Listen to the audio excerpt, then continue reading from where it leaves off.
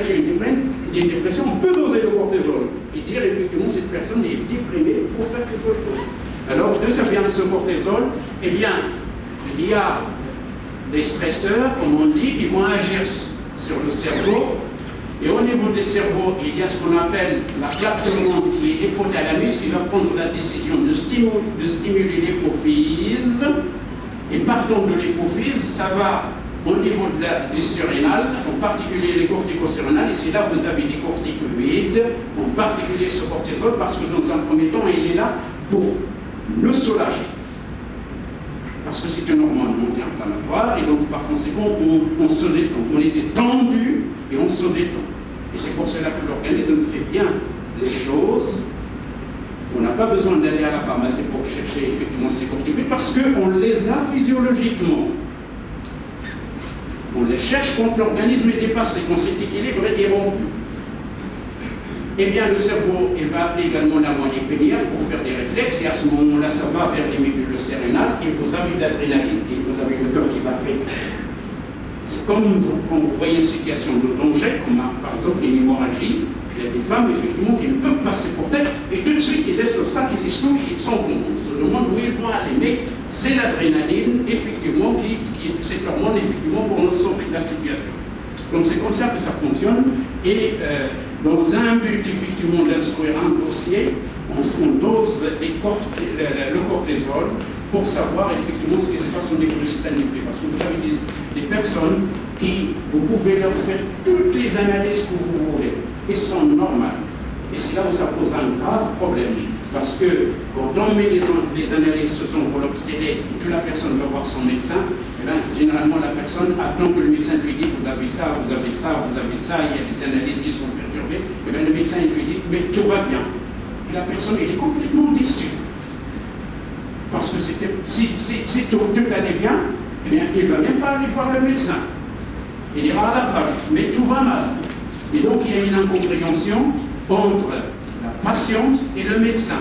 Parce que le médecin va se baser effectivement sur quelque chose de physique, alors que le stress, c'est pas palpable. On ne peut pas le quantifier. On peut s'aider de certaines analyses, mais la plupart du temps, l'organisme s'arrange pour que ça se passe bien. Et donc à ce moment-là, si le médecin n'est pas averti, et si le médecin n'est pas formé, il ne va pas s'intéresser à la composante psychologique de l'individu. Parce que l'individu est venu en consultation de façon isolée. Si le médecin ne s'intéresse pas à l'entourage du malade, de son environnement, eh bien, il ne va rien détecter. Alors, quels sont les symptômes, justement, que recherchent les médecins? Eh bien, ces symptômes, ils sont d'ordre physique et d'ordre émotionnel. Alors, physique, effectivement, on peut faire des analyses pour savoir si la personne a un ulcère. On peut faire la TSH dans le cadre des palpitations pour savoir s'il n'a pas un problème de thyroïde. Comme ça, on va s'acharner sur la thyroïde, alors que le problème ne vient pas de la thyroïde. On peut s'acharner sur les troubles digestifs, gynécolopathie, des gaz, etc. C'est quoi ce gaz? Est-ce qu'il y a un type qui a insufflé le gaz dans notre ventre? Non. Non, c'est les problèmes de la vie, c'est... Ce qui se passe actuellement, c'est dans le monde, c'est le reflet de notre état intérieur. Et donc, par conséquent, il y a des palpitations, un ulcère, des troubles digestifs. Évidemment, quand la personne va voir le médecin, il ne va pas lui dire qu'il a un crédit bancaire, il ne va pas lui dire que sa voiture est en panne, il ne va pas lui dire que sa maman lui demande de l'argent, etc., etc. Et donc, à ce moment-là, on va se précipiter sur les palpitations, sur des douleurs musculaires, des troubles digestifs, ou alors éventuellement un mal de tête, une migraine. Alors, la personne est énervée, il est irrité, il est de mauvaise humeur, et pour expliquer ça, nous, on va dire, parce qu'il a attendu très longtemps dans la salle d'attente, comme un médecin qui ne veut pas vous recevoir, et bien, à un moment donné, qui n'a pas le temps de vous recevoir, vous êtes de bonne humeur, et bien, on vous expédie, ça n'arrange pas les choses. Parfois, bonjour, au revoir. Évidemment, problème d'irritabilité, problème de mauvaise humeur, et on tombe dans la dépression. Pourquoi? Parce qu'on va dire que le bilan est bien, qu'il n'y a rien sur le plan organique, Et à ce moment-là, on va donner des vitamines, ça ne va rien faire et on tombe dans la dépression. On va perdre confiance parce qu'on va perdre confiance vis-à-vis de soi-même. Je ne sais pas ce qui m'arrive. Le médecin n'a rien trouvé, le laboratoire n'a rien trouvé, les médicaments n'ont rien fait, la pharmacie, effectivement, m'a donné conseil, ça ne marche pas. Et on tombe encore une fois dans le cercle vicieux. Donc, sensation d'épuisement, parce qu'à un moment donné, non seulement la personne est malade, mais il ne trouve pas de l'aide. Autrement dit, les patients vont vous dire, j'ai pas été compris. La personne n'a pas été comprise. C'est comme une femme qui n'a pas été comprise par son mari. Ou un mari qui n'a pas été compris par son épouse. Et on va faire une scène de ménage parce qu'il n'est pas rentré à l'heure, parce qu'il fume. Vous savez très bien qu'il fumait avant même de se marier. Et bien on va se focaliser sur des choses inutiles. Mais le problème, on ne va pas évoquer. Alors on va regarder la télévision. Comme ça, ça arrange tout le monde. Donc, et on va manquer d'enthousiasme. On va manquer d'enthousiasme pour son travail, pour ses voisins, pour sa femme, pour ses enfants, etc. Vous imaginez quelqu'un qui est comme ça pendant 5 ans, comment il va finir? Problème. Alors, d'autres symptômes, d'ordre psychologique, eh bien la personne va commencer effectivement à dire j'en ai marre, eh bien il ne va pas se souvenir de ce qu'il a fait il y a une demi-heure, il va être indécis, il ne va pas prendre la décision, et il va présenter des coupes de mémoire, et un manque de discernement, et même il va avoir des tendances de suicide. Et à ce moment-là, il va finir par avoir une mauvaise image de lui-même. Pourquoi? Parce qu'il va dire, je ne suis pas à la hauteur, c'est trop pour moi, je ne suis pas le mouvement, donc vous pouvez partir de ce monde. Et quand la personne tombe dans la mélancolie, c'est très difficile de le soigner et même de le comprendre, parce qu'on va dire il est fou, il faut lui donner des antidépresseurs, il faut lui donner des médicaments, et puis on est tranquille, mais ça ne résout pas le problème, ça peut soulager, mais ça ne résout pas tout le problème. Alors, trouble de comportement, il ne va pas dormir, et bien si on ne dort pas et on cherche une autre solution, on va commencer par un abus d'alcool, on va essayer de goûter le cannabis, le tabac n'en parlons pas, et puis on va rechercher d'autres amis, et on va fuir la maison. Et on va fuir le boulot. Ensuite, quand il s'agit de dormir à la maison, eh ben, on va expliquer ça parce que j'ai trop de travail. Tu comprends, ma chérie, j'étais à Marrakech, il faut attendre l'hôtel, je n'en veux plus, il faut attendre demain. Mais madame, il veut attendre demain parce que c'est justement, il vous attend.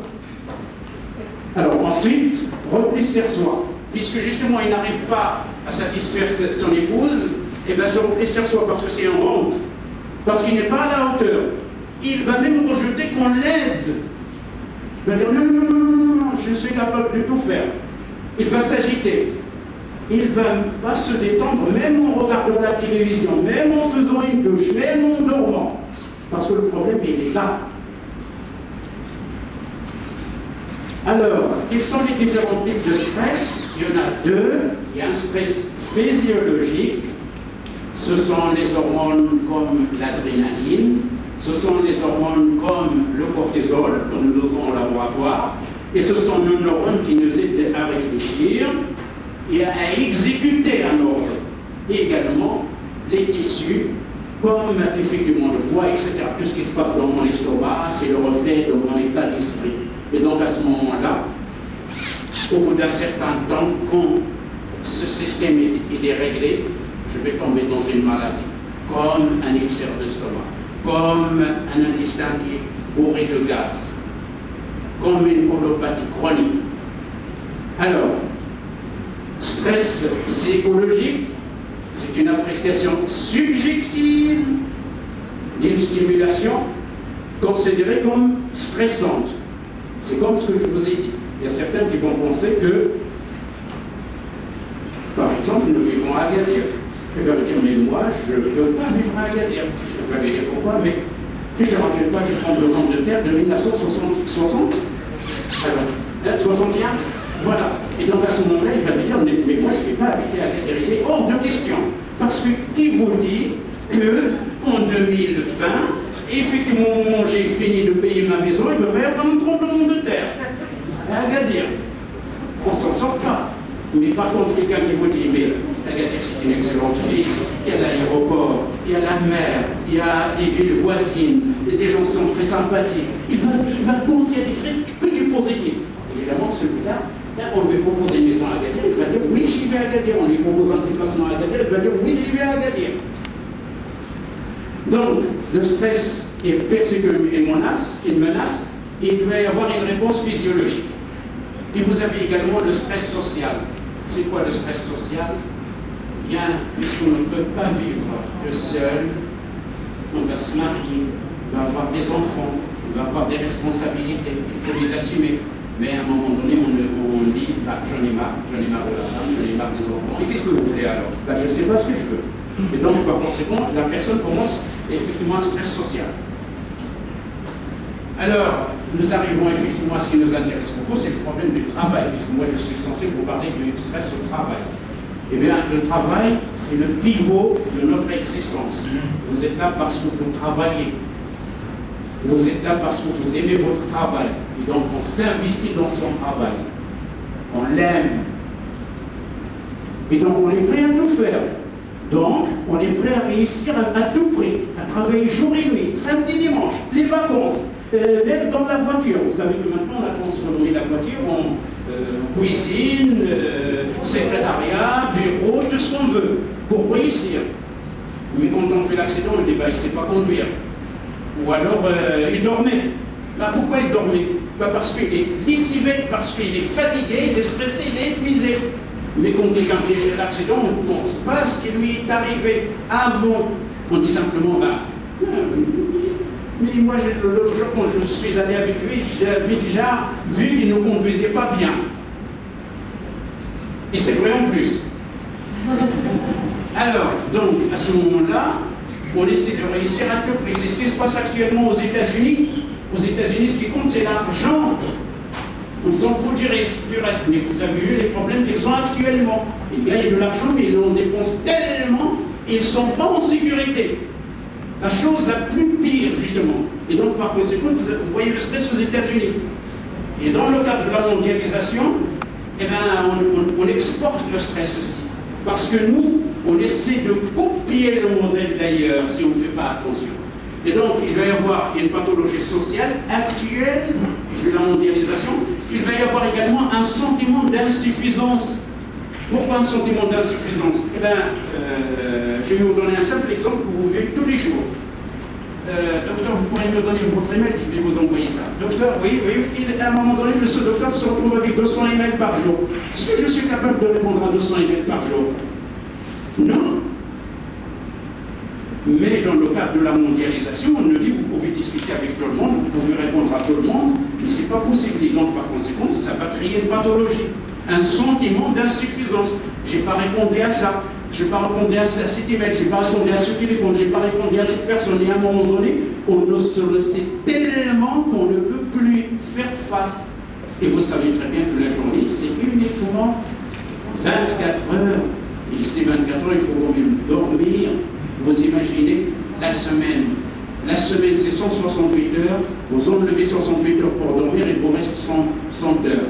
Vous enlevez le temps du travail, le temps des amis, le trajet aller-retour, et vous vous apercevez qu'il vous reste 2% pour votre propre individu, à vous-même, parce que vous allez donner ce que vous possédez à vos enfants, à votre femme, c'est bien, mais vous ne donnez pas suffisamment de temps à vous-même, parce que vous essayez d'être à la hauteur. Mais être à la hauteur de qui? Et pour qui? Et dans quelles limites? Et c'est pour cela que ces pathologies arrivent facilement. Ils n'ont pas besoin d'ouvrir la porte, ils s'installent petit à petit. Et donc, par conséquent, moi je dis que entre l'excès de travail, ceux qui ont du travail et beaucoup de travail, on les voit bien. Ceux qui n'ont pas de travail, on les voit mal. Eh ben, ta femme, qu'est-ce qu'elle fait? Ben, il ne fait rien du tout. Et donc, par conséquent, on est mal à l'aise. Et elle-même, il est mal à l'aise. Non. Le travail, ça doit exister, mais ça ne va pas nous obnubiliser. Sinon, on va s'oublier nous-mêmes, et donc par conséquent, nous devenons des machines. Pourquoi? Parce qu'une machine, ça fonctionne 24 heures sur 24, et à un moment donné, quand c'est fait, on la jette, et puis on en achète une autre. Mais nous sommes des êtres humains.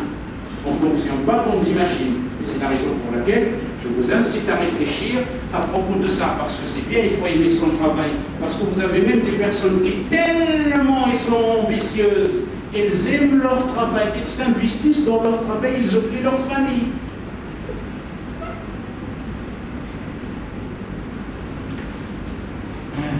Alors, puisqu'on a du travail, eh ben, on a des patrons. Eh ben, les patrons, c'est quoi leur but? Effectivement, c'est de mettre la pression et donc le stress. Pourquoi? Parce qu'ils vont élaborer des stratégies. Ils vont nous dicter comment on va s'organiser. Ils vont nous nommer. Et on va être content quand on passe dans une étape suivante, etc. Parce qu'on acceptera, parce que effectivement le salaire augmente, etc. Et donc, le coût aussi, c'est eux qui fixent la rémunération. Et donc, pour fixer tout ça, eh bien, quelqu'un va l'envoyer aux États-Unis, à peine il revient des États-Unis, ah, il y a une autre formation à faire en Allemagne. Ben, ça tombe bien, tu passes directement de l'aéroport Mohamed V à l'aéroport Mohamed VI. Très bien. Et donc, ils vont mettre la pression sur tout le monde. C'est bien. Pourquoi? Parce que c'est leur devoir.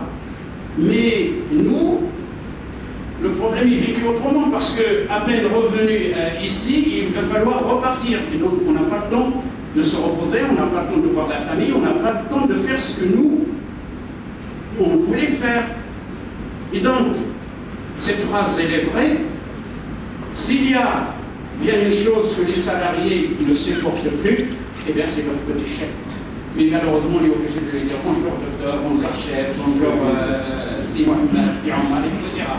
Mais on va se faire des illusions. Lorsque le chef ne comprend pas le problème, ça se passe toujours mal. En revanche, quand vous avez un chef qui comprend, qui a été à la base, qui a travaillé, qui était par exemple délégué médical avant de monter, il va vous comprendre. Et donc à ce moment-là, le problème ne se pose pas. Le problème qui se pose dans des grandes sociétés où, avec quelqu'un qui a ramené des diplômes, je ne sais pas où, on le nomme, mais il n'a pas l'expérience du terrain. Et donc, par conséquent, il va prendre des décisions, et il va mener les gens au stress. Il va les stresser davantage, et quand ces gens-là sont épuisés, ils vont faire un arrêt de maladie, on cherche quelqu'un d'autre. Et bien, ce quelqu'un d'autre, il va se présenter en disant, c'est une bonne occasion, allez-y. Alors, donc ces dirigeants, effectivement, ce sont des marchands de rêves. Pourquoi? Parce que justement, quand on entend la bourse de New York, ou la bourse de Paris, ou la bourse de Casablanca, ben, les gens choisissent des sociétés qui sont bien votées. Pourquoi? Parce que les dirigeants de sociétés disent à leurs actionnaires, eh bien nous, on va faire plus d'argent. On va aller plus vite. On va gagner beaucoup plus d'argent. Évidemment, quand j'entends ça, je vais choisir cette action. Évidemment, Vivendi, ça gagne beaucoup d'argent. Et donc tout le monde achète les actions de Vivendi. Et donc Vivendi monte. Et à ce moment-là, regardez les employés qui se sont suicidés avec ces sociétés. Parce qu'il faut le dire, nous avons effectivement une religion qui nous aide à ne pas se suicider, mais vous imaginez ce qui se passe dans des sociétés qui n'ont pas de repères, où tellement il y a de pression sur l'employé qui, à un moment donné, il dit au revoir, il se suicide. Et donc à ce moment-là, les dirigeants disent on va faire plus, il y a toujours le fameux plus, et à un moment donné ça craque. Plus de place, plus de concurrence, plus de responsabilité, plus d'argent. Et donc à ce moment-là, les actionnaires sont très contents, les dirigeants ils sont également contents, mais qu'est-ce qui paye ça? C'est l'ouvrier, c'est le monsieur qui doit ramener ses enfants à l'école lui-même, et puis va aller au travail, puis le samedi va voir ses grands-parents, etc. Et à un moment donné, on ne peut pas faire tout ça. Et donc à un moment donné, il va dire pourquoi j'ai choisi ce travail, alors que c'était lui-même qui avait juré que ça l'intéressait et qu'il allait faire de son mieux. C'est vrai, il a fait de son mieux, mais quand on lui demande trop, c'est trop. Alors, donc, ces dirigeants sont également des clients de restaurants. Eh bien, quand on va au restaurant, eh bien, on s'installe. Qu'est-ce qu'on fait? Eh bien, on fait la commande. Et nous, on ne bouge pas, hein, parce qu'on doit être effectivement le client, il est toujours roi. Et donc, ce sont c'est des régions qui s'installent confortablement dans leur bureau, et à ce moment-là, ils vont passer la commande. Vous me faites ça, vous nommez ça, vous voyez ça, il faut absolument atteindre ce chiffre d'affaires. Il faut absolument l'atteindre. Je ne veux rien savoir. Et donc on fixe tellement les objectifs très hauts que les gens courent, ils font des accidents, ils ne dorment pas, ils prennent des somnifères, pourvu qu'on en arrive. Et à ce moment-là, on va dire, ah, tel organisme, il va dire, par exemple, je ne vais pas le nommer, pour ne pas le nommer, a fait un chiffre d'affaires. Et tout le monde applaudit, tout le monde choisit ça. Et donc nous-mêmes, on contribue effectivement à ce massacre. Il faut en être conscient.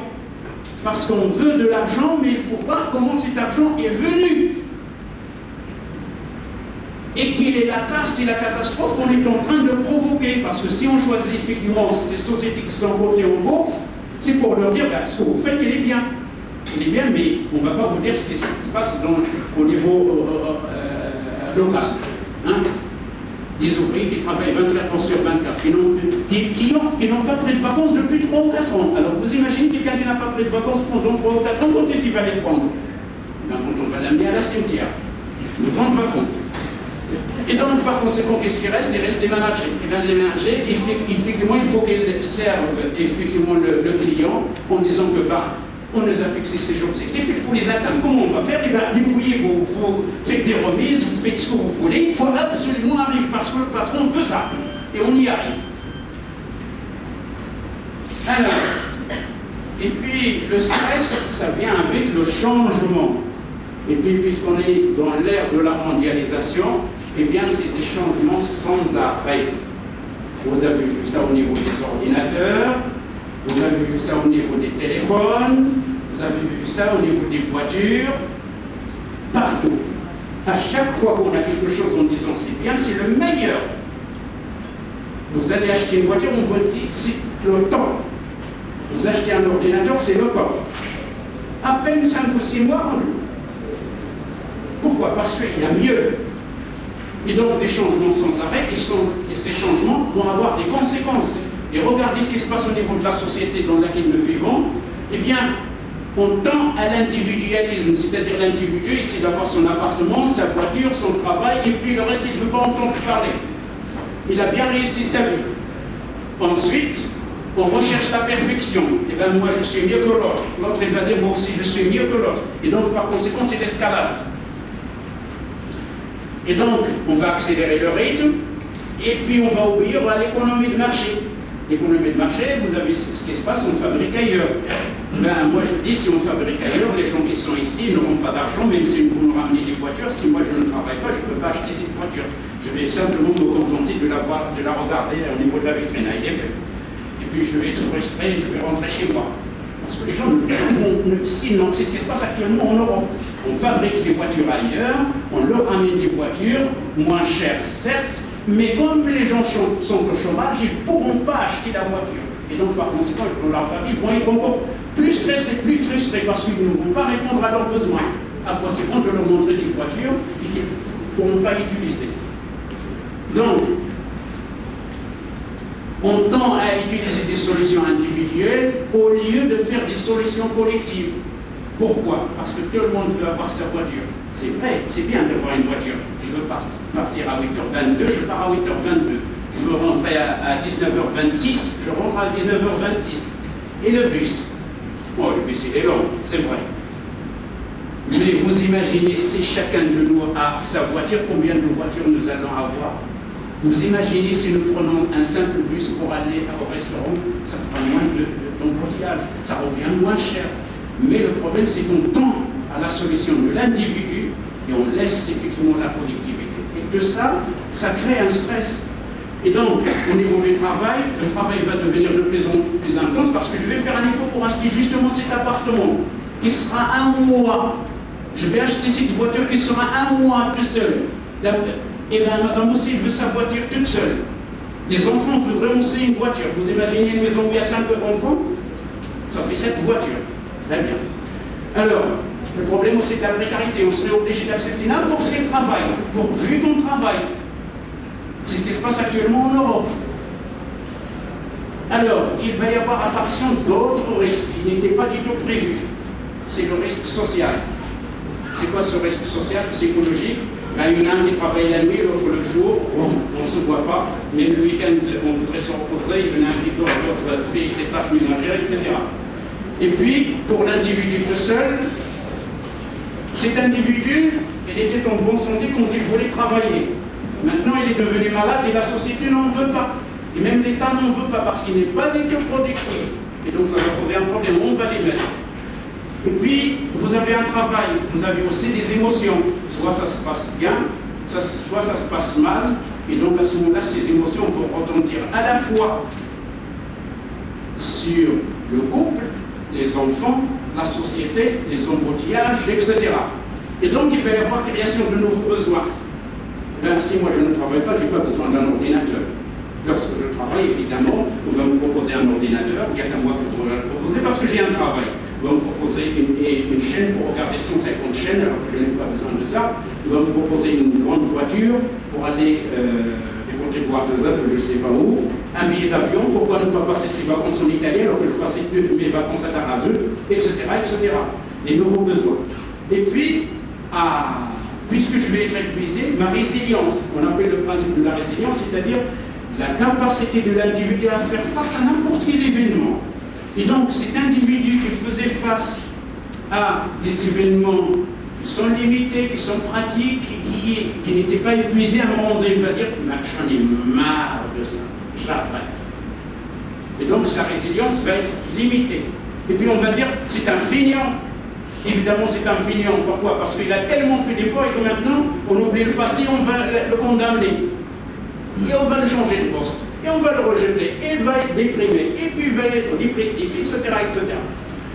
Alors, les facteurs de stress, premièrement, il y a la charge de travail. Plus vous faites de travail, plus on vous donne. Pourquoi? Parce que justement, c'est ça qui nous intéresse. C'est un excellent délégué. Et là, on va lui donner même du côté du Ouagadougou. Et comme ça, il va partir jusqu'à Nouakchott, Ouagadougou. Il est capable de le faire, il maîtrise très bien la langue, et puis il est sérieux, il faut lui en rajouter. Il va gagner de l'argent, donc il va accepter ça. Donc, et puis, la pression du temps. Ah, il faut que j'aille à Ouagadougou, quand est-ce que je vais y arriver, Mauritanie, le passeport, le téléphone, etc. Et donc, par conséquent, le temps, il n'est que de 24 heures dans la journée. Et puis nous, on va courir. Et puis le changement, les nouveautés. Les nouveautés, c'est, on le voit très bien au niveau des ouvriers qui s'approchent de la retraite. À chaque fois qu'on leur parle d'ordinateur, ils sont déjà stressés. Ils vont dire, mais moi, c'est bon la retraite. Pourquoi? Parce que il va s'apercevoir qu'il n'est pas à la hauteur. On lui dit, mais pour envoyer un SMS, un email, tout ça, et puis à un moment donné, la technologie, c'est ce qu'on appelle le technostress, c'est-à-dire la nouvelle technologie qui va stresser les individus. Et puis, faire face à l'imprévu. Là, on m'a téléphoné à 17h, on me dit, effectivement, c'était pas prévu, mais vous devrez faire ça. Et donc à ce moment-là, ça déclenche. Regardez ça, juste au niveau, par exemple, d'un aéroport, lorsqu'un avion va avoir du retard, eh bien, regardez les gens, tout le monde téléphone. On a même entendu une mauvaise langue. Il ne faut pas venir, ceci, cela, et ça va poser des problèmes, etc. Donc, par conséquent, faire face à l'imprévu et à l'incertitude, ça crée du stress. Et puis, il y a aussi des frustrations. Ce délégué qui a fait tout pour réussir, eh bien, quand on va regarder les chiffres, il manque 500 000 dirhams pour atteindre effectivement le chiffre de l'habitation qu'on n'a pas atteint. Au lieu de lui dire, effectivement, c'était très bien, qu'on apprécie ton effort, etc. Et puis, s'il n'a pas de chance, ce jour-là, il va avoir une erreur. On va voir que l'erreur de ce jour-là. On ne va pas voir effectivement tout ce qu'il avait fait de bien il y a 6 mois, 8 mois où il courait. Il n'a jamais été chez lui. Il essaie d'atteindre ses objectifs. Donc, non-reconnaissance. Et puis, absence de renforcement. Quand je demande de l'aide, on me dit, mais tu n'es pas capable. Et donc, par conséquent, on tombe dans le piège. Mais évidemment, quand on me dit que tu n'es pas capable, qu'est-ce que j'essaie de faire? Je vais dire, oui, je suis capable. Mais c'est moi le perdant. Et puis les autres, il faut dire, bon, lui, il se débrouille très bien, laissez-le. Et donc, le problème relationnel, l'exigence, les ouvriers entre eux, Eh bien moi je ne sais pas, le patron a dit il faut faire ça. Eh bien moi j'ai fait ma tâche, c'est à toi de faire ta tâche. Et puis on va devenir agressif contre nous. Pourquoi? Parce qu'il y en a un qui arrive et on va dire à celui qui n'arrive pas, eh bien pourquoi toi tu n'y arrives pas? L'autre il est arrivé. Donc par conséquent cette notion de concurrence et de conflit d'ailleurs. Et donc par conséquent il va y avoir un problème de communication, d'autant plus si on n'a pas appris à communiquer. Parce que nous on a l'impression dans notre pays que communiquer c'est très facile. Il suffit de savoir effectivement lire et écrire ou de parler, on communique. Pas du tout. Alors, et puis vous avez le problème de la mondialisation. Le problème de la mondialisation, tout le monde maintenant a Internet à la maison. Pourquoi? Parce qu'on va communiquer avec les autres. Ils sont dans ce temps-là où vous communiquez avec les autres, vous ne connaissez même pas. Vous laissez vos enfants, vous ne communiquez pas avec eux.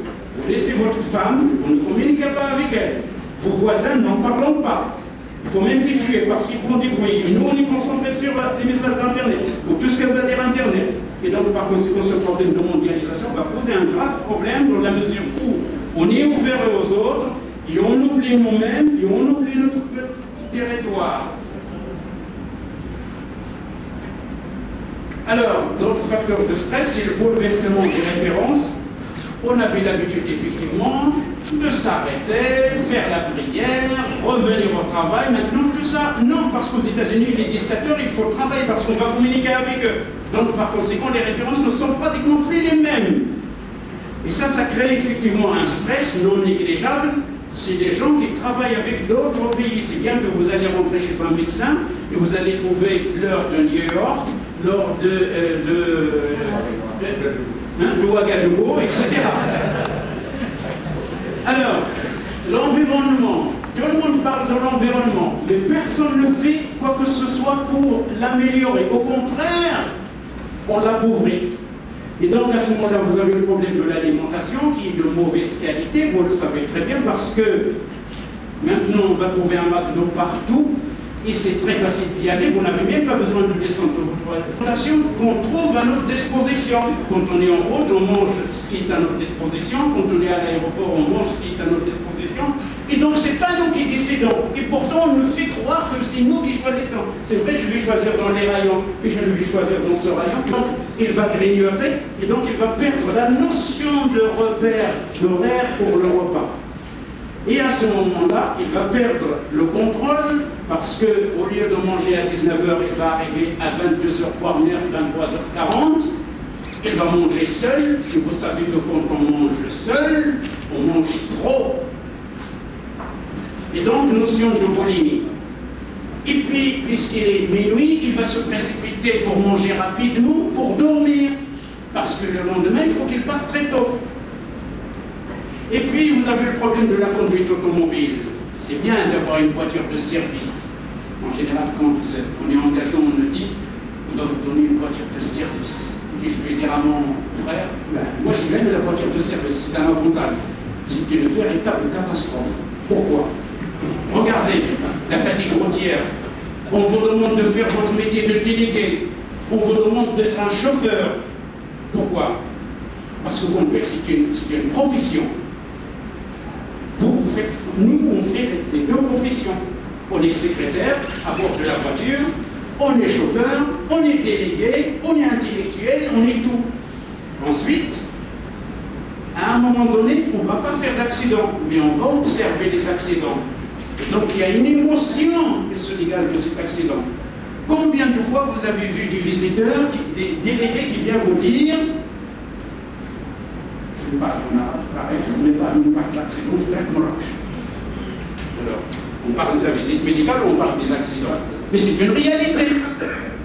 Même si ça ne le touche pas, il est quand même touché dans son esprit. Parce qu'il va dire qu'est-ce qui va m'arriver quand je vais repartir à Casablanca. Et donc, par conséquent, même si elle n'est pas près de la mort, vous avez effectivement des salariés qui sont morts et qui sont encore vivants. Parce qu'ils ont vu. Et ces images, on les enregistre, on les emmagasine, on n'a pas besoin de les stocker. D'ailleurs, on ne les stocke pas sur le téléphone portable ni sur Internet, fort heureusement. Mais ce qui est pire, c'est qu'on les enregistre dans notre tête. Et allez-y, personne ne va enlever cette mauvaise image. Et c'est la raison pour laquelle il faut être conscient du problème de la conduite routière, qu'il faut intégrer dans le cadre de sa démarche commerciale, parce que vous ne pouvez pas faire la route tout le temps. Ça représente un danger et un stress. Et donc à ce moment-là, il va y avoir des troubles à 3 niveaux, un état de fatigue. Je vous ai dit qu'effectivement ce délégué vient d'arriver chez lui à Kikiwin à 22h ou à 23h. Eh bien, comme il va aller à Ouagadougou, il faudrait qu'il parte très tôt. D'autant plus, il faudrait qu'il parte tôt pour éviter justement les embouteillages. Il est très intelligent. Mais malheureusement, il n'a pas bien dormi. Donc, par conséquent, il a déjà un état de fatigue préexistant. Il est déjà fatigué. Et en plus de ça, il va encore prendre la route. Et la route, il est encore le problème de carrière. On travaille tous pour avancer, pour être nommé, etc. Et donc, ça va répondre à leurs besoins. Et puis également, les fournisseurs, vous avez un produit, il n'est pas chez le fournisseur, comment on va faire? Et puis, on rentre dans le cercle vicieux. Et puis, les collègues de travail. Eh bien, moi, j'ai fait mon travail, c'est à toi de te débrouiller. Et puis, ça va créer des conflits au sein de la chaîne du travail. Et puis, on en arrive effectivement au problème de la télévision. Moi, je n'ai rien contre la télévision, mais vous regardez ce qui se passe. C'est que, une fois que vous avez mangé, on regarde la télévision. Enfin, pourquoi on regarde la télévision? Pour se détendre. Mais malheureusement, on voit des images qui ne nous plaisent pas. Et c'est pour cela que vous voyez les gens zapper, en quelque sorte. Puisque d'autant plus, on nous induit en erreur. On nous dit, vous devez regarder 165 chaînes. Mais qui peut regarder 165 chaînes en 24 heures? Au contraire, c'est un stress, parce que vous allez voir Al Jazeera, il y a le Sam Crépa, on va voir les deux là. Pendant ce temps-là, c'est des insomnies effectivement volontaires, parce que vous restez là, et vous voyez bien que le temps passe, mais il faudrait regarder les informations, comme ça, le lendemain, vous n'avez pas l'air bête. Ah, tu as entendu ce qu'on a dit hier? Oui, oui, j'ai entendu, puis on commence une discussion inutile. Alors, les gens vont zapper, et puis ils vont être épuisés, ils vont payer. Et donc il y a une fatigue, ils sont irrités, et à un moment donné, ce sont des insomnies rebelles. La personne veut dormir, mais il ne retrouve pas le sommeil. Il va venir à la pharmacie, vous demandez médicalement.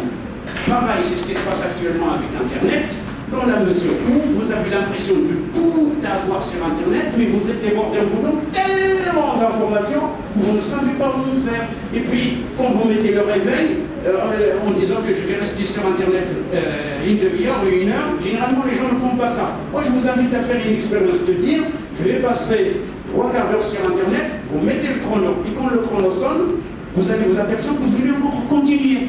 Alors, on se pose la question, ceux qui ne mettent même pas la limite. À l'hôpital de la Réboisière à Paris, ils ont créé un service de consultation pour maladies d'Internet. Pourquoi? Parce que les gens sont tellement fatigués, ils ne dorment pas, ils suivent l'information, ils sont attirés par ça. Et donc, à un moment donné, ils oublient leur famille, ils oublient eux-mêmes, ils oublient le travail, ils sont accros d'Internet. C'est bien que, quand on les examine, on dépense énormément d'argent. Et donc, on va essayer de trouver un équilibre entre notre vie privée et la vie professionnelle.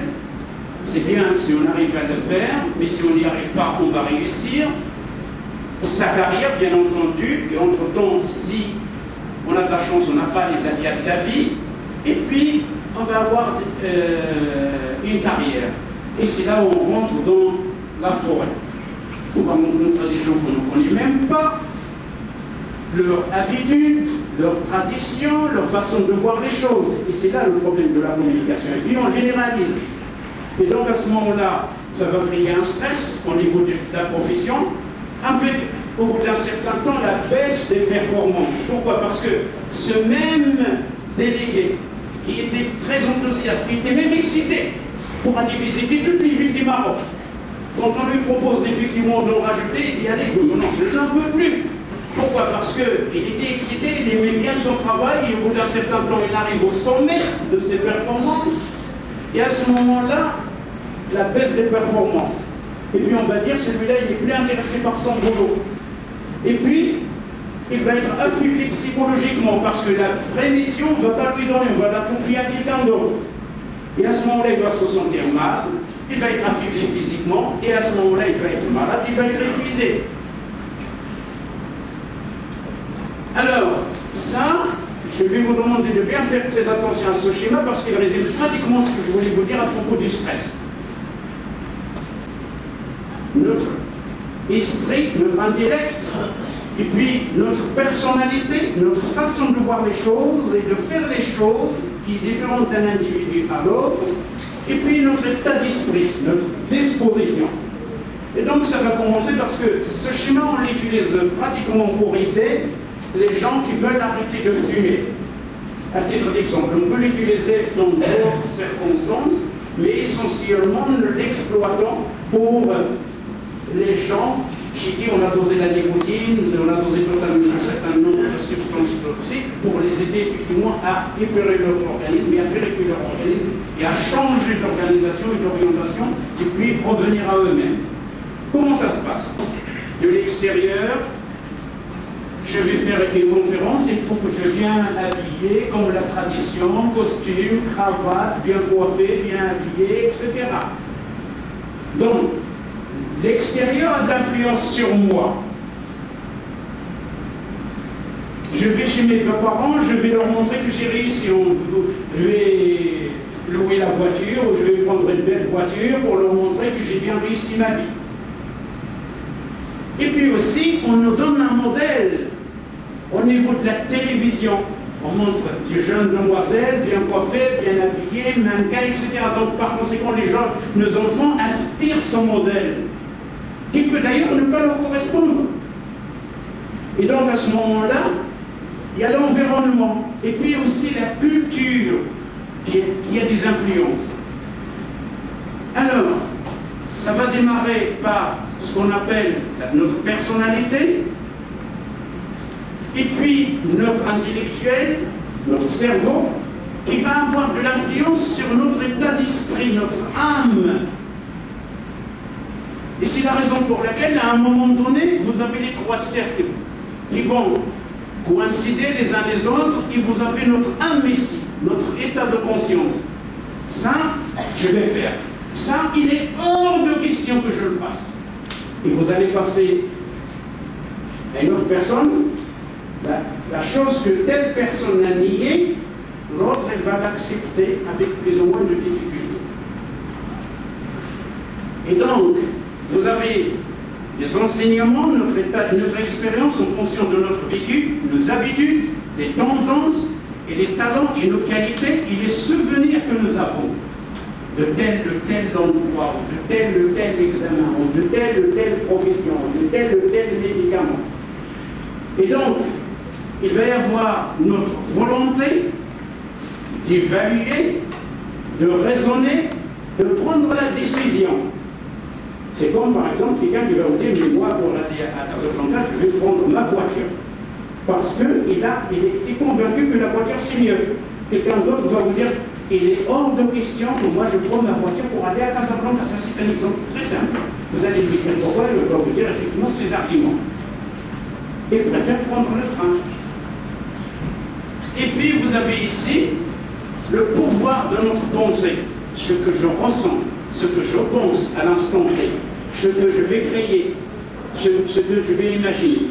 Et donc, on va appliquer ça à quelqu'un qui fume, et on va lui poser la question. La première fois que vous avez fumé la cigarette, quel était qui était venu dans votre tête? Eh bien, j'ai vu les groupes fumer, ils sont bien, ils ne sont pas morts. Pourquoi? Parce qu'au jour d'aujourd'hui, on dit à nos enfants, eh bien la cigarette, ça tue. Et ils vont vous dire, mais il n'est pas tué, il est encore vivant. Et donc, par conséquent, il ne va pas admettre cet état. On a eu du mal, effectivement, à faire des campagnes vis-à-vis des enfants parce qu'il est très difficile de les persuader. Et donc, la personne qui a fumé, qui veut arrêter de fumer, on lui pose cette question. On lui dit, quel est le souvenir? Il va vous dire, je me souviens très bien, ils étaient dans un groupe comme ça, ils étaient très excités, ils discutaient bien, ils allaient bien, et puis ils ont fumé et ils ne sont pas morts. Et donc par conséquent, lui aussi, cette personne jeune, généralement au collège ou au lycée, il veut expérimenter. Et donc il va faire appel effectivement à ça, à son intellect, et donc par conséquent, son esprit va accepter la cigarette, et comme il va fumer, il va être excité. Et donc il va se retrouver dans un état d'esprit autre, une sensation de bien pour lui, et une expérience qu'il a d'ailleurs réussi. Et puis petit à petit, cet état d'expérience qu'il a réussi va s'installer dans son esprit et dans son âme.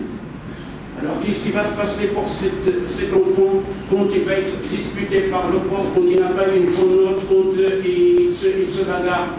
Eh bien, il va chercher la cigarette, un refuge. Et comme il va fumer, il va plus s'occuper de son problème actuel. Donc par conséquent, il est possédé en quelque sorte. Et puis petit à petit, l'expérience après l'expérience. Et donc on tombe dans le cadre effectivement des expériences qu'on a vécues. Et donc il est très difficile de persuader quelqu'un d'arrêter de fumer. Pourquoi? Parce qu'il fait référence à ces images-là. Et tout ça, il y a des interactions. Il y a l'interaction entre l'esprit et la personnalité, l'interaction entre la personne, c'est ce qu'on appelle les 140 actuellement, c'est-à-dire nos habitudes, notre façon de voir les choses et de les faire, avec notre état d'intellectuel, et donc par conséquent, notre esprit, notre intellectuel communique également pour faire effectivement cette âme qui est en moi et qui pourrait prendre la décision à un moment donné d'accepter ou de ne pas accepter. Et donc vous voyez que les facultés de l'âme sont larges, il y a l'esprit, il y a la personnalité, il y a l'intellect. Donc par conséquent, vous dites à quelqu'un arrêtez de fumer, on va vous donner des médicaments et tout ça, ça ne va pas marcher. Parce que vous agissez sur un seul facteur et vous oubliez l'interaction de ces facteurs qui sont ici. Sa capacité de décider, d'évaluer le monde qu'il a, etc. Bien. Alors, cet individu va réagir de façon physique ou psychologique. Nous avons vu physiquement, il va réagir en libérant des hormones comme l'adrénaline qui va l'exciter, comme le cortisol qui va le soulager, ou alors il va avoir des émotions. C'est ce qui se passe quand vous avez un accident de voiture. Il y a des émotions qui vont s'enregistrer, donc elles vont être mobilisées pour sortir du danger. Il y a le feu, il faut sortir. Et donc par conséquent, notre corps va essayer de sortir, et puis notre psychisme va enregistrer cette image. Et vous avez l'addition ici, dans la mesure où vous avez votre corps, et vous avez votre esprit, et qui va nous aider à avoir un nouveau comportement. Et donc, on change de comportement et on l'adapte, et au fur et à mesure, ça devient une habitude. Et l'habitude, c'est la seconde nature. Et on ne peut pas s'en détacher. Alors, et vous voyez que finalement, dans ce cercle, tout part de l'émotion. Comment j'ai été ému le premier jour de mon mariage. Et donc, je vais avoir ce sentiment. Et tout est basé sur ça. Premier examen qu'on a passé, on a réussi. Premier client qu'on a vu visiter, comment ça s'est passé? Nous avons tout ça dans notre mémoire, qui sont racines. Et donc, par conséquent, tout part de l'émotion, et à partir de cette émotion, soit elle est bonne, et la personne va aimer la visite médicale, parce que ça s'est bien passé quand on l'avait accompagné pour faire sa première visite. Et donc, il va avoir un sentiment, et quand il va avoir ce sentiment, il va avoir une bonne humeur ou une mauvaise humeur. Et donc, par conséquent, cette humeur va l'aider à avoir un comportement vis-à-vis de la visite médicale, vis-à-vis de l'affronter des clients ou des patients ou de n'importe quel travail. Et donc, retenez que tout part de l'émotion. Et à partir de cette émotion, on va avoir un sentiment. Et à partir de ce sentiment, on va avoir une humeur. Soit il est de bonne humeur, soit il est de mauvaise humeur. C'est la raison pour laquelle, quand vous regardez vos collègues de travail, vous allez vous apercevoir ce jour-là, il est de bonne humeur ou il est de mauvaise humeur. Ça se voit très pratiquement parce que ça dépend de son émotion qu'il a. Et donc, par conséquent, il va adopter un comportement, soit il va décider, il est là, mais il ne veut pas travailler. Il ne faut pas l'obliger. Même si on l'oblige, il va faire le travail, mais il va faire mal, et donc il va être stressé. Et donc, par conséquent, vous voyez que l'émotion est à la base de nos sentiments. Alors, notre vie, c'est de l'énergie. Il y a deux sortes d'énergie. Premièrement, l'énergie vivante qui est en moi, c'est l'énergie du soi, et l'énergie qui n'est pas du tout vivante. L'énergie qui n'est pas vivante, c'est la matière. Et l'énergie qui est pour moi, c'est ma conscience, c'est mon âme qui prend la décision. Ce que je suis capable de faire, je le dis. Ce que je ne suis pas capable de faire, je le dis aussi. Et donc, je prends la décision de faire tel ou tel acte, en fonction de ma conscience, en fonction de mon état d'esprit. Et donc, par conséquent, je vais penser, et donc, puisque je pense, je vais juger, et donc, quand je juge, je vais prendre la décision de faire ou de ne pas faire. Et donc à ce moment-là, je vais me souvenir de mon passé. Et donc, je vais avoir des désirs. Et donc à ce moment-là, cette âme qui est en moi va animer ce corps que je porte. Et donc, c'est là la phrase, l'âme anime le corps et le cinq sens. Donc, les cinq sens. Ce que je vois, ce que j'entends, ce que je vais faire, etc. Et donc, ce qui est important en moi, c'est l'âme qui va guider ce corps. C'est la raison pour laquelle on dit que l'âme anime le corps et ses cinq sens. Et cette âme est l'instrument du corps, il est également son temple, il est également son véhicule. Alors, nous en arrivons à cette notion d'harmonie. Pourquoi l'harmonie? Parce que pour ce débat, jusqu'à présent, je vous parle que des choses négatives, donc il va falloir trouver une harmonie entre les choses positives et les choses négatives. La vie, il est faite ainsi. Elle est faite de haut et de bas. Elle est faite de bonheur et de malheur. Elle est faite de ce qu'on veut et ce qu'on ne veut pas. Et donc, il faut faire avec. Et pour faire avec, nous sommes obligés de faire cette harmonie. Ce n'est pas que nous sommes obligés. Soit nous choisissons cette harmonie et tout va bien. Soit nous décidons de ne pas la choisir et tout va mal. Et à ce moment-là, cette harmonie, effectivement, pose un problème, mais il est nécessaire. C'est le pivot dans notre vie. Et donc, il va créer un stress qui représente une menace importante, à la fois pour notre entreprise, et à la fois pour nous-mêmes, et pour l'humanité entière. Et il va falloir retrouver ce que je viens de vous dire, cette harmonie de vivre avec les choses positives et les choses négatives, et trouver son équilibre. Et puis également faire attention à son mode de vie et à son alimentation. Et puis savoir que la vie est faite de paradoxes. Et la vie nous montre beaucoup d'illusions. Je vais vous donner un exemple. On nous dit le travail, c'est la santé. Mais dans tous les hôpitaux, il y a la médecine du travail. Alors, qu'ils font ces médecins-là? On pourrait leur dire qu'on est de la retraite. Et c'est ça, la vie elle est pleine de paradoxes. Il faut en être conscient. Alors, la capacité, il faut avoir cette capacité et ce bon vouloir de changer son état. Pourquoi? Parce que les habitudes, ça s'installe, et puis l'habitude devient une seconde nature. Je fume toujours et je vais fumer jusqu'à la fin de mes jours. Alors on sait que si on accepte de se transformer, de se remettre en cause, on peut arrêter de fumer, on peut arrêter de boire de l'alcool, on peut arrêter de dire des bêtises, mais ça dépend de mon bon vouloir et de ma capacité à changer, à se transformer. Et puis, se détacher du passé, parce que quand je parle du passé, ben le passé c'est le passé. L'avenir, moi je ne sais pas ce qui va se passer dans l'avenir, donc il faut vivre l'instant même. Et à ce moment-là, quand on vit l'instant même, on essaie de tromper déjà avec soi-même, et quand on est en paix avec soi-même, on peut être en paix avec les autres. Et puis, pour être en paix avec soi-même, il faut avoir ses pensées positives. Et nous cherchons tous le bonheur. Mais en réalité, le bonheur, ça vient une fois que vous arrêtez justement de le chercher. Parce que dans la vie, il y a beaucoup d'illusions. On vous dit, vous avez une belle voiture, vous avez une belle maison, mais il faut le trajet là, c'est une illusion. Et donc, par conséquent, de ce bonheur-là, ça commence à partir du moment où vous arrêtez de le chercher tout ça. Et ça vient tout seul, parce que vous êtes déjà convaincu que vous êtes bien au sein de vous-même et au fond de vous-même. Alors, en conclusion, j'ai mis qu'est-ce que je suis? Je vous dis qu'il va y avoir de chômage ou quoi que ce soit. C'est pour cela que les enfants sont dans un bonheur absolu. Pourquoi? Parce qu'ils ne s'intéressent pas du tout à l'avenir. Ils ne s'intéressent pas au tremblement de terre, ni à l'avion, ni quoi que ce soit. Ils jouent, ils sont heureux. Vous voyez un enfant vient de vous embrasser, c'est un bonheur. Mais pourquoi nous, on n'arrive pas à ce bonheur? Et pourtant nous avons de l'argent, et pourtant nous avons tout ce qu'on veut autour de nous. Mais quand vous voyez les mecs qui sont crispés, qu'est-ce qui se passe? Vous allez dire que finalement, moi-même, je suis la paix. Je suis le bonheur et je suis l'amour. Et quand j'ai cet amour, je peux le donner aux autres. Mais cette énergie positive, elle s'épuise, donc il faut la renouveler. Je vous remercie.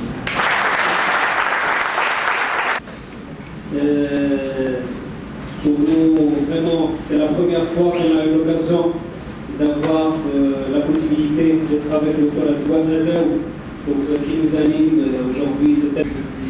Longtemps, ça ne rajeunit personne, je suis désolé. J'ai trouvé aussi ce que j'appelle mes enfants, c'est-à-dire des gens que j'ai enseignés.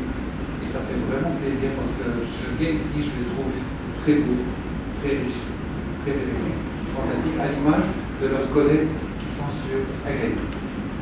Bon. Je vais arrêter mon introduction parce que je risque de ne pas terminer. La visite médicale et de l'éthique de la visite médicale. L'éthique, moi, ce que j'ai compris, je me suis dit, tout le monde parle de l'éthique maintenant parce que ça devient à la mode. Hein? L'éthique, la déontologie, hein? Tout le monde parle de DSK, tout le monde parle de beaucoup de choses dans ce sens. Et j'ai essayé de plonger dedans pour vous sortir des choses actuelles, des choses qui peuvent être utiles, voire même agréables avec la bravoure. J'arrive ici et on me dit, regarde, tu as vu le dernier programme? Ils en font deux par jour. Alors, le dernier programme, c'est visite médicale, quelle vertu? Deux sujets différents, mais moi je vais vous dire pourquoi ça ne m'a pas énervé, c'est parce que l'un implique l'autre. D'accord? On peut avoir une perspective fantastique si on est conscient de l'éthique dont nous sommes responsables dans ce métier. D'accord? Sinon, si on laisse les choses aller, si on se laisse emporter, si on ne contrôle rien, notre perspective sera de mauvais pronostics. Bon. Je vais parler d'abord de la perspective de la visite. Vous savez, la visite médicale, moi j'y suis depuis le début des années 80. Nous étions, quand j'étais recruté, nous étions moins de 400 délégués sur le Maroc. Il n'y avait pas d'IMS, il n'y avait rien. Tu allais, tu demandais, et quand tu reviens, le superviseur est très content de te voir revenir. Parce qu'il y en a qui restent à 10 heures ou à 8 heures, voilà. Et puis, quand tu es revenu, il te pose la question, les échantillons t'ont suffi? Vous voyez un peu? Et puis, pour les ventes, on s'en fichait, pourvu qu'on faisait notre travail, on avait notre prix parce qu'il était proportionnel à celle du patron. Après, les choses ont changé. Les choses ont changé au niveau de l'effectif, au niveau du corps médical, qui lui-même a changé. Le médecin a été rare. C'est la voix. C'est la voix ou le micro? C'est peut-être les oreilles.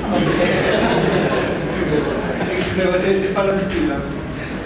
Parce que je vous aime tellement que j'ai l'impression qu'on est en intimité, donc je suis chaud.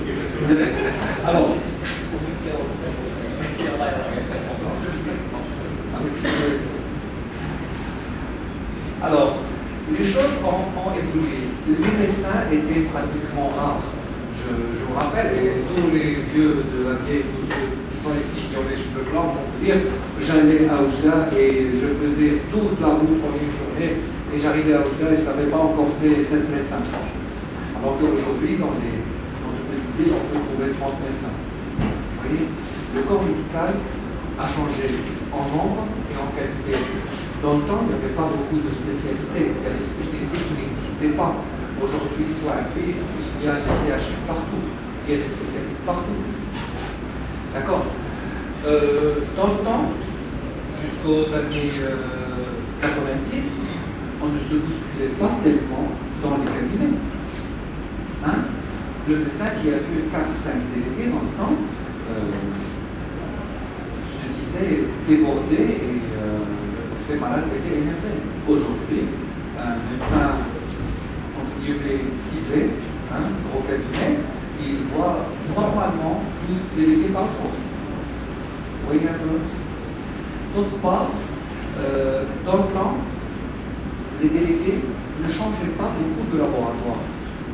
Vous voyez un délégué médical, اللي تيكون هكا تياخذ retraite وهو شاد واحد البلاصه هكا باش يدي et tout ça c'était l'état d'esprit français dans le temps de la stabilité dans l'emploi. Après les entreprises se sont américanisées. D'accord? Un bon délégué, c'est comme un bon joueur, il saute d'équipe en équipe en équipe en équipe. Oui, ça lui fait des revenus qui sont intéressants et le laboratoire régénère ses équipes. Mais pour le travail, ça nécessite beaucoup plus d'efforts pour la mémorisation, pour la personnalisation, pour poser produit sur quelqu'un pour beaucoup de choses. Ce qui fait que moi qui ai fait la visite médicale dans les années 80 et 90, je crois que je serais incapable d'être aussi performant qu'un jeune parmi vous, une visite. Il me faudrait un temps d'adaptation. Vous voyez, les choses ont changé. Le corps médical. D'autre part, il y a eu quelque chose, quand il allait déjà avec, on a fusionné avec Ivan Liegi, et qui a donné Novartis. Ça n'a rien à voir, on a dû changer de comportement, changer de philosophie, changer de vision, tout a changé. Vous voyez, ça perturbe, c'est une source de stress. Vous voyez, est-ce que nous sommes aujourd'hui, après tous ces changements que nous avons accumulés, est-ce que nous sommes meilleurs? Est-ce qu'il faut revenir à quelque chose qu'on faisait avant, hein? Une autre question s'impose, c'est que qu'est-ce qui va nous arriver plus tard? Et bien après les fusions, le marché a aussi changé. Qu'est-ce qui est arrivé? Les produits des grands laboratoires, des multinationales et tout ça, les princeps. Au Canada, quelques laboratoires nationaux qui faisaient des produits génériques. La Profond et compagnie. Alors, ces produits génériques, et là, moi j'étais dans la multinationale, je n'avais aucun mal à dire, ah non, ça c'est la copie, c'est la pâle copie, c'est rien du tout, c'est de la copie noir et blanc, c'est pas efficace, c'est mal dosé. Depuis un moment, depuis plusieurs années, on ne peut plus dire qu'un générique est de mauvaise qualité. Et ça sur le plan mondial. D'accord? Quand vous voyez qu'en Allemagne, le marché des génériques, c'est le plus gros marché, en France, partout dans le monde, aujourd'hui, on peut démontrer que pour faire un mauvais générique, ça coûterait beaucoup plus cher que le principe lui. Vous voyez un peu. Et donc ça a tout changé avec la mondialisation. D'accord? Ça a tout changé, ce qui fait que les génériques se sont imposés à tout le monde. Ils se sont imposés. Et le marché, du coup, a viré du rouge vers le vert, par exemple. Vous voyez un peu? Il a complètement viré. Quand il a viré, bien sûr, quand le marché change, il y a des gagnants, il y a des perdants. Les perdants, c'est les plus riches. Ils ne sont pas contents. Vous voyez? Ils ne sont pas contents. Alors, si les multinationales commencent à perdre un petit peu de leur suprématie et de leur grande part de marché et de leur grande part de rente et de leur marge, ça les dérange parce que là, ils font de la recherche pour trouver les produits, ils ont de grosses masses salariales, ils contribuent à la formation médicale continue, ceci et cela. D'accord? Par contre, les laboratoires nationaux et d'autres laboratoires qui sont nés, qui sont des génériqueurs, sont nés et aujourd'hui ils sont en train de grandir. Et au Maroc, je peux me réjouir de vous dire qu'au Maroc, les laboratoires nationaux ont choisi règlement de grandir et de grandir d'une façon moderne et d'une façon fantastique. J'adore ce que font aujourd'hui les laboratoires nationaux pour grandir. Je ne voudrais pas citer de nom, mais il y a des laboratoires aujourd'hui au Maroc, marocains, qui sont exemplaires et qui ont des leçons à donner aux multinationales. Ça fait vraiment plaisir. D'autre part, ces laboratoires nationaux emploient beaucoup de monde. D'accord? Parce qu'ils ont des produits pas très chers, donc ils sont partout, et donc les effectifs biologues sont énormes. D'accord? Ils produisent, ils absorbent le chômage et ils font travailler les diplômés. Ces laboratoires nationaux, je vais être un petit peu chauvin. Quand ils ramènent de l'argent, c'est du Maroc vers le Maroc. les multinationales, et ça me faisait mal pendant 25 ans que j'ai été dans l'OGT, c'est qu'il y a une partie des gains qui va à l'étranger, d'accord, qui paye le mal. Donc, tout ça, c'est pas pour dénigrer les uns ou les autres, pas du tout. J'essaie d'être objectif, mais tout cela a fait que le marché qui a changé devait changer pour absorber ces contradictions qui étaient sur le marché de l'emploi et sur le marché pharmaceutique. On est d'accord? Les gens qui dorment, je les dérange? Non. Ok. Alors, quelque chose s'est rajouté à tout cela, c'est qu'il y a eu l'amour. Vous connaissez l'amour? Hein? Alors, il y a l'amour qui n'arrange pas grand-chose pour les princesses, qui accueillent et qui veut rembourser sur le prix du générique et tout ça. Et donc, il y a une tendance à ce que le marché change. Et si on voit maintenant, si on veut avoir une vision sur l'avenir, une perspective, tracer une trajectoire, ça doit être dans ce sens. Je ne dis pas que les laboratoires multinationaux vont fermer et que les laboratoires nationaux vont devenir les grandes multinationales. Non, mais tous les laboratoires cherchent à prendre leur part de jeu, mais ça va se démocratiser dans le sens que le meilleur gagne. Quand on dit que le meilleur gagne, le meilleur de quoi? Il y a un produit, une molécule, qui a un principe, sauf qu'il y a des génériques. On peut estimer, grosso modo, que c'est les mêmes produits qui ont pratiquement le même prix, à part quelques-uns. Ce médecin-là, qui va voir ces produits, comment il va faire la différence? Qu'est-ce qui va faire la différence? Qu'est-ce qui va faire que ce médecin va prescrire le produit A et pas le produit B? C'est le délégué médical. D'accord? Est-ce que quelqu'un n'est pas d'accord avec ce que je dis? Sinon, il ne serait pas délégué. Alors, c'est le délégué médical. Le délégué médical, par quoi il va faire la différence? Justement. Le délégué médical va faire la différence par son savoir-faire et son savoir-être. Tout ça. Par la qualité de sa prestation. Par ce qu'il est, par ce qu'il a compris, par ce qu'il peut transmettre. La visite médicale en général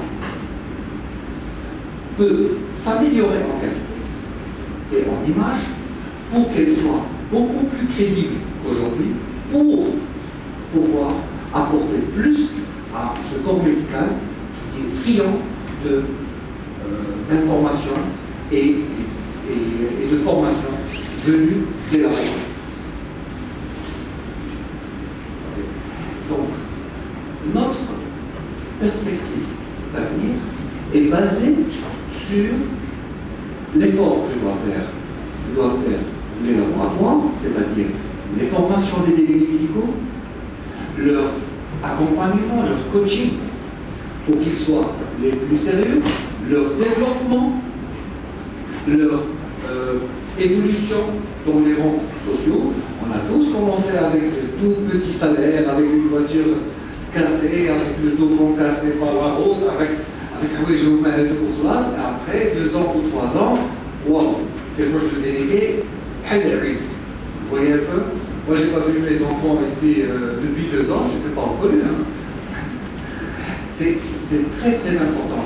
C'est le laboratoire qui va aider le délégué médical à évoluer sur le plan social. On ne va pas tout mettre sur le dos du laboratoire, parce que le délégué médical n'est pas quelqu'un qui est passif, il ne doit pas subir les autres, il ne doit pas subir non plus son laboratoire. Le délégué médical doit faire un effort. Doit faire un effort sur lui-même, sur sa formation, et considérer que la formation qu'on lui a donnée au laboratoire, eh bien, toute l'équipe a reçu la même chose. Et donc, tous les laboratoires, ils font pratiquement la même chose. Ou les vous voyez? Et donc, un petit effort de plus apporte beaucoup plus.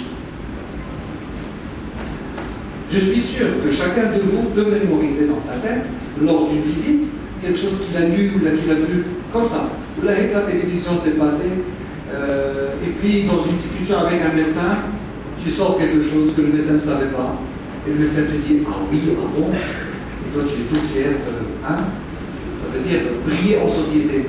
Et bien moi je voudrais que le délégué médical puisse chercher, puisse être curieux, au point de pouvoir étonner l'autre positivement tous les jours, pour qu'il soit très curieux, qu'il soit autonome dans la volonté de faire tous les jours un petit peu mieux.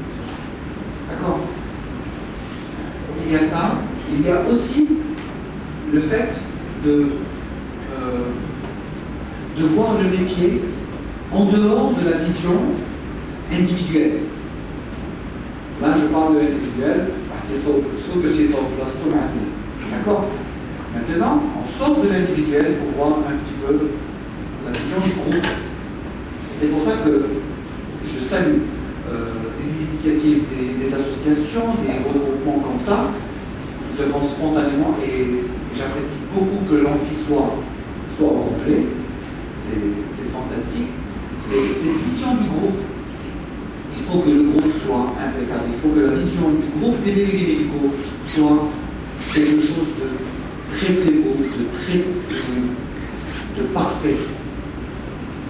Alors, dans quelque chose de parfait, si un petit côté ne marche pas, ok, un train, il roule à la vitesse du wagon le plus lent. Vous voyez? Et c'est pour ça que, pour cette raison-là, que je me dis que je ne raterai pas cette occasion pour vous dire que chacun de nous est responsable de ses actes, ça c'est évident, même devant le juge, mais chacun de nous dans notre métier et au sein de l'association des délégués médicaux d'égalité en assurance, chacun est responsable du comportement de l'autre. Parce que l'autre, il fait mon métier. Et moi, je me définis par mon métier. D'accord? Être responsable de l'autre, on ne va pas aller apprendre quelque chose à l'autre, se substituer au formateur ou quelque chose. Non. Mais juste une petite correction. Un petit clin d'œil.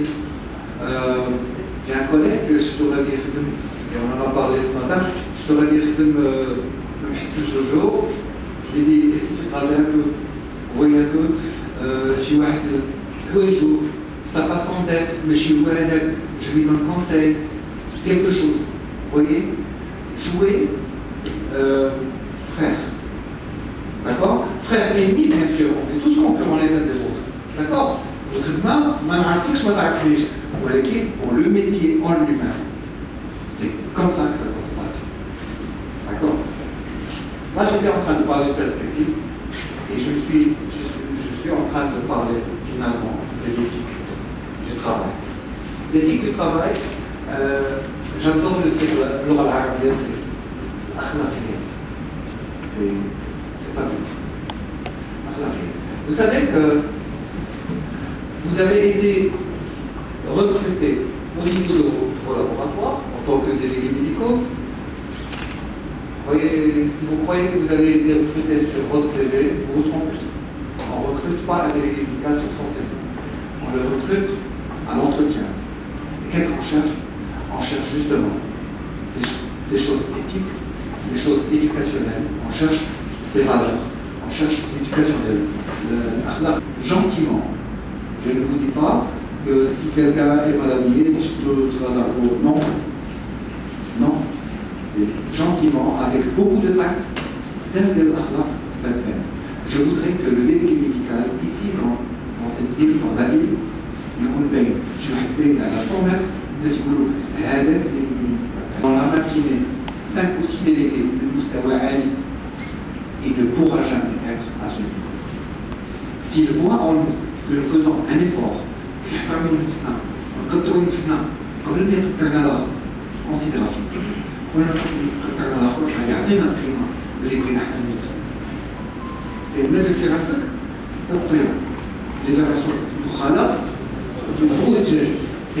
c'est comme ça.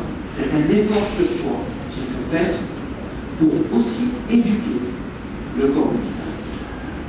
Il y a un proverbe qui circulait tout le monde dans un petit chouchouya, qui circulait dans la visite médicale. On disait on a le médecin qu'on mérite et le médecin a le délégué qu'il mérite. Vous voyez? Et finalement, il y a un petit délégué. C'est tout ce que je vous dis de faire, s'il vous plaît. Vous êtes des gens éthiques de naissance. Maintenant, faites le travail, ce côté-là, dans la profession. Soyez éthiques vis-à-vis de vous-même, vis-à-vis du corps médical, vis-à-vis de vos collègues. Maintenant, si on prend l'éthique sur le plan professionnel, qu'est-ce que ça peut vouloir dire sur le plan professionnel? Il y a deux types d'éthique. Il y a l'éthique que nous ne contrôlons pas, le côté que nous ne contrôlons pas, et il y a le côté que nous contrôlons. Qu'est-ce que nous ne contrôlons pas? Nous ne contrôlons pas des choses. Les laboratoires poussent, par exemple, quand tu trouves qu'il y a des laboratoires qui achètent les prescriptions, quand il y a des médecins qui demandent des choses, les cadeaux, la demande d'échantillons qui posent problème, beaucoup de choses. Il faut donner des choses que vous n'avez pas, ou vous ne pourrez pas le donner à tout le monde. Ça, ce n'est pas votre choix. C'est le laboratoire qui vous dit responsable. Ce n'est pas sous votre contrôle. En France, qui pour le Maroc, c'est toujours la visite médicale en France, c'est le Maroc plus 10 ans. Hein. En France, ils ont sorti un texte de loi qui interdit tout cadeau et tout ça, soit le médecin ou le laboratoire qui a donné chez Haja. Ça, le problème est terminé. Le délégué, tout le monde est sur le même piédestal. Ça serait bien. En France, ils ont réglé même pas notre problème. Et les échantillons. En plus, aujourd'hui, nous sommes pratiquement 4000 délégués sur le royaume. Vous vous rendez compte? Ce maîtrise combien? Le montant, je peux le mettre un certain. Mais vous vous rendez compte, ce métier qui a ouvert 4000 foyers, 4000 familles mangent de ce métier. C'est pas vrai? Fantastique. Alors maintenant, sur des choses que nous pouvons contrôler. D'accord?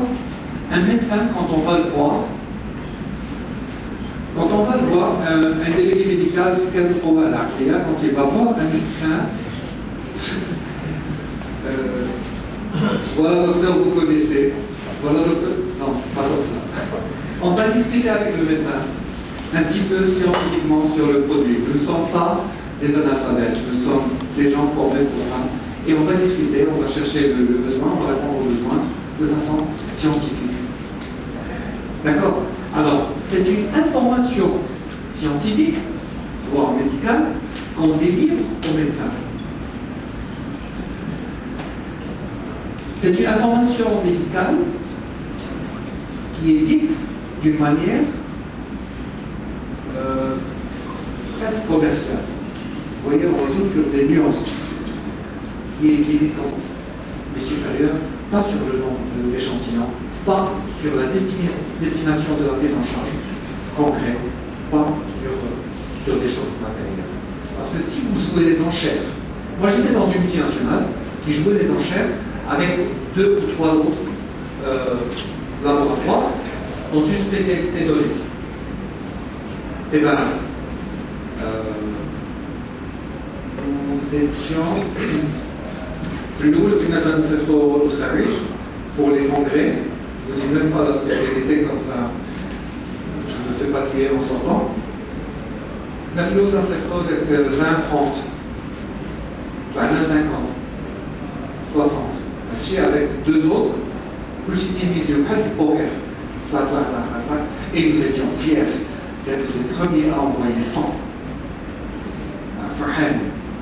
Et bien entre l'année où on a envoyé 100 et l'année où on a envoyé 50, on n'a pas fait le double.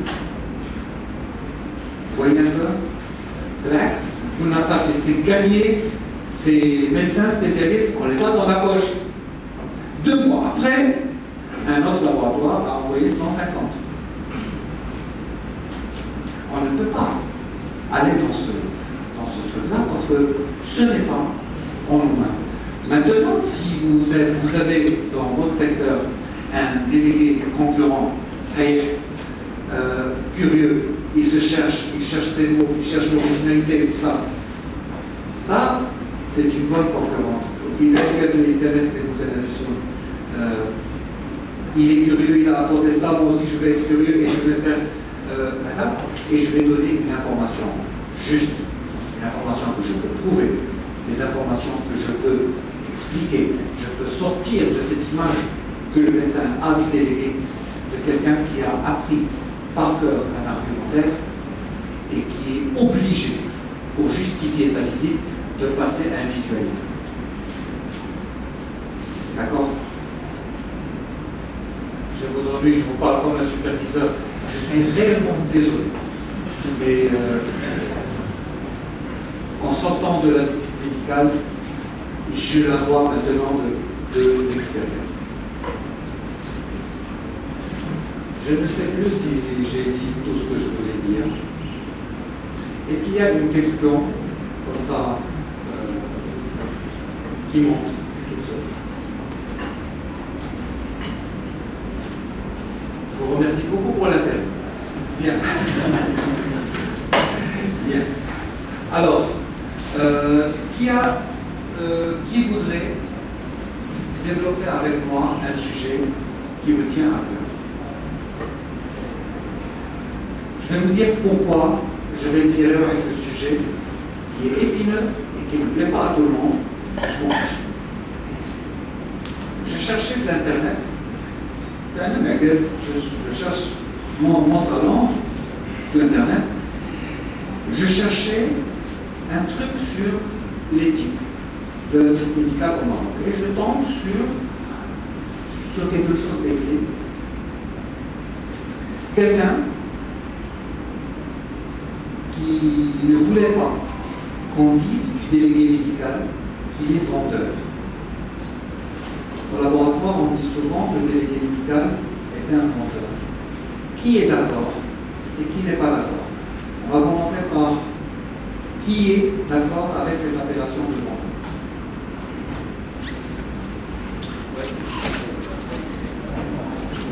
Qui n'est pas d'accord du tout?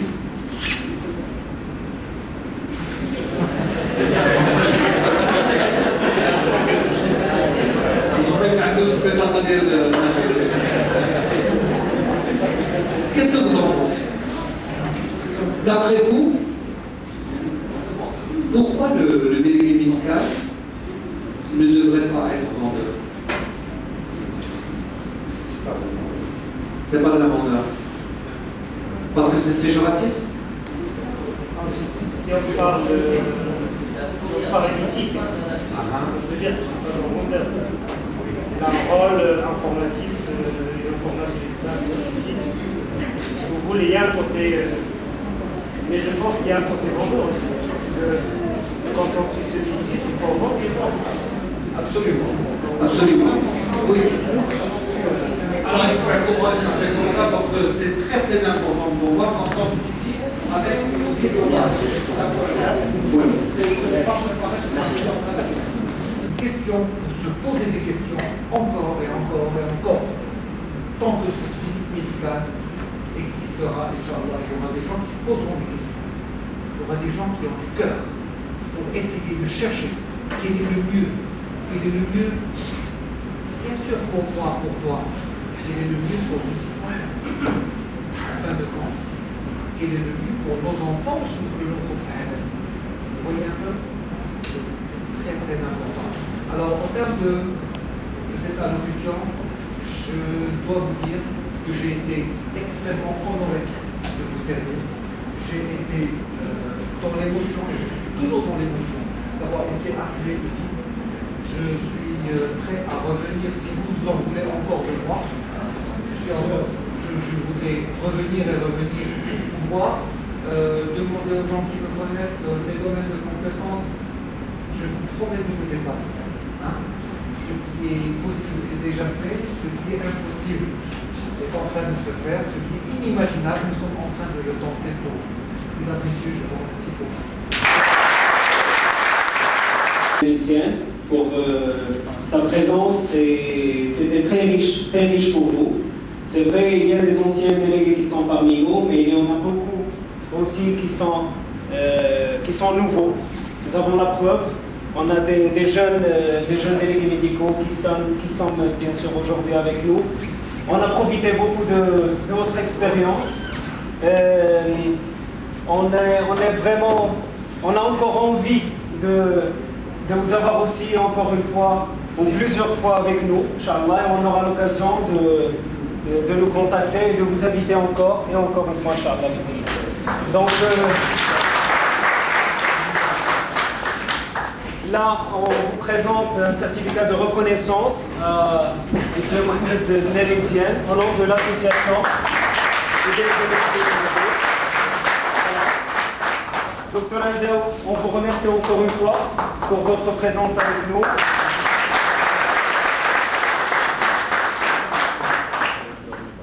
Et voilà, donc encore une fois, au nom de tous les délégués médicaux d'Agadir, on vous remercie 1000 fois. Et on vous contactera, Inch'Allah, pour d'autres réunions. Et on est fiers d'avoir un mec là, bien sûr. Il y a beaucoup de délégués qui sont déjà au courant. On a eu l'occasion de